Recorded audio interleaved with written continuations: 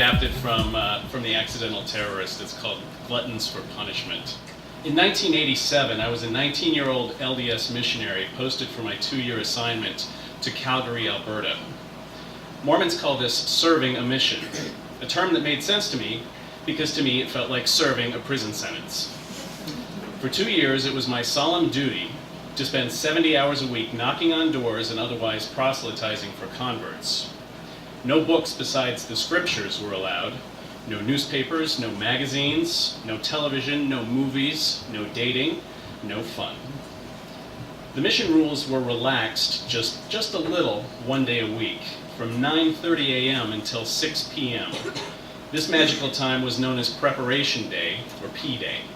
That's the day when you did all your laundry and shopping for the week. If there was time left over, and believe me, we always made sure there was, even if it meant skimping on the laundry, certain tame recreational activities were allowed. My partner, or companion in mission jargon, the fellow with whom I spent every waking moment of every day, was named Elder Snow, and he, like me, was 19. Women are allowed to serve missions also, but they have to wait until they're at least 21. This is to give them every opportunity to get married instead. Snow and I had a pair of these sister missionaries living a few blocks from our apartment, Sister Roper and Sister Steed, both in their mid to late 20s. In lieu of flirtation, or perhaps in sublimation of it, the four of us had a long-standing and intense rivalry of competitive gamesmanship and practical jokes. Snow and I usually ended up on the losing end of these exchanges, though on this occasion we actually thought we were going to get the better of them. One fine P-Day in February, a cleansing Chinook wind had raised the temperature in Calgary to an uncanny 70 degrees. Roper and Steed invited us to meet them at a nearby mall late that afternoon for a friendly round of 5-pin bowling.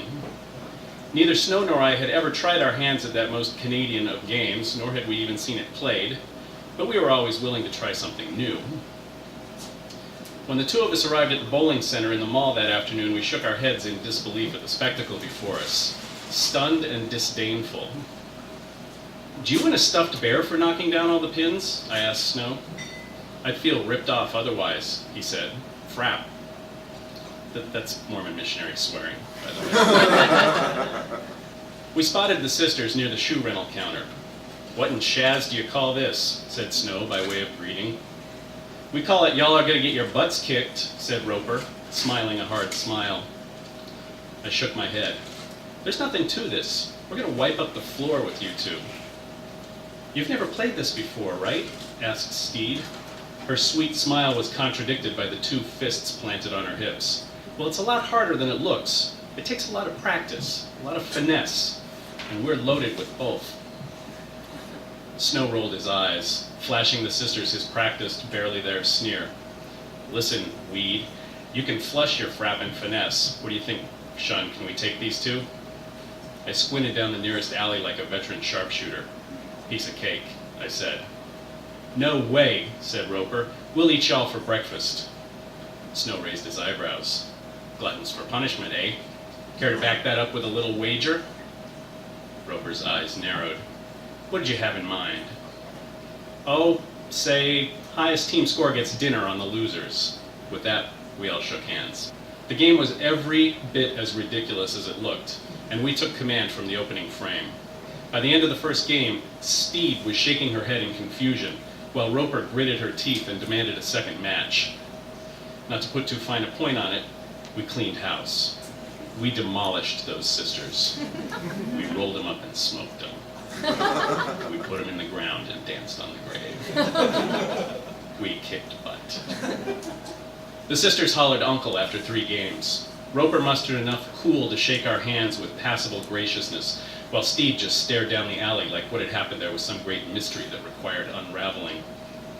"You're sure you'd never bowled 5-pin before?" she kept asking, like a flood victim asking where her house had gone. "You're sure?" At the food court, Snow and I picked a cheap Japanese place, and soon we were digging into hot, heaping bowls of noodles and breaded pork. I patted my stomach, happy and full. "That's right, you were just out of your league, sisters." "I love humility in a winner," said Roper, pushing her teriyaki chicken around her paper plate. "Me too," I said, "when it's anybody but us. Thanks for dinner, by the way." Snow belched. Yeah, and thanks for a satisfying end to these P-Day festivities.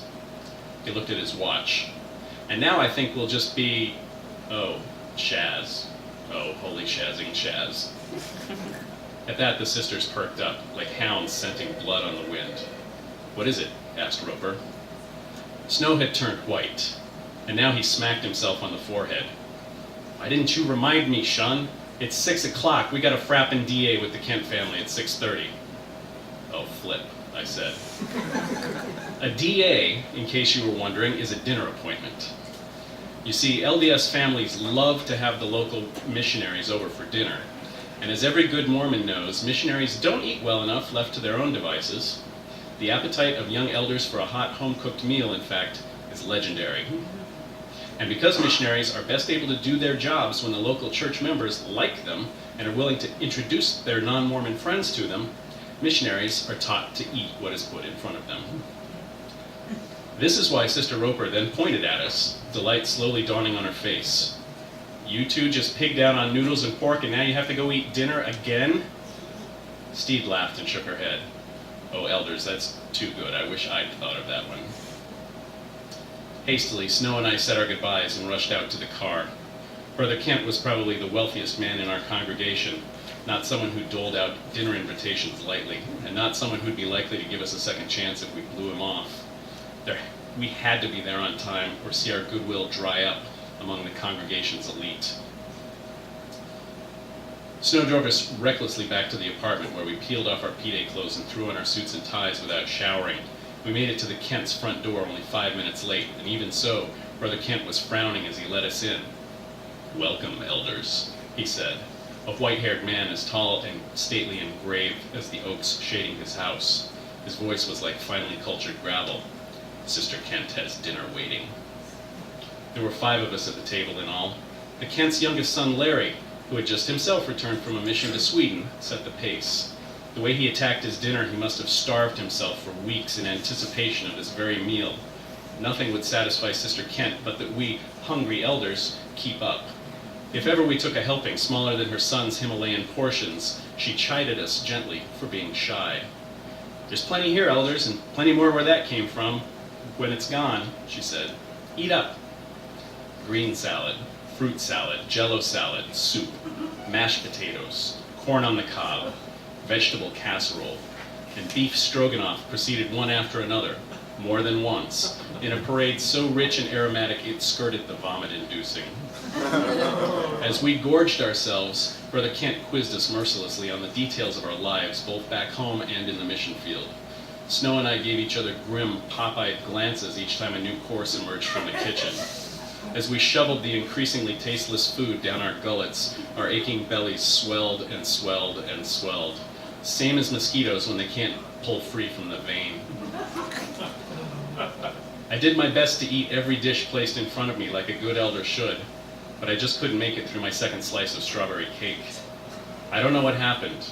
I kept taking bites, but the cake never seemed to diminish. At long last, with Elder Snow slumped back in his chair beside me, glazed eyes staring blindly at the crumbs on his otherwise empty dessert plate, Sister Kent bustled up behind me and said, "If you can't finish that, Elder, don't worry. I imagine you're just about full." I wanted to tell her I'd been just about full when we started, but I couldn't speak for fear the obscene amounts of food I'd eaten would gush up my throat and choke me. When Snow and I finally took our leave, we were both so grossly overfull we couldn't stand up straight. So as not to offend the Kents, we waited until we were secure in the car under cover of darkness before doubling over in agony. We whimpered and groaned and in general gave voice to the pain that had clamored for attention all evening. "Shaz, Elder," said Snow, his face twisted and pinched. I barely fit behind the steering wheel. I leaned my seat back and moaned. I don't think I'll ever be the same again.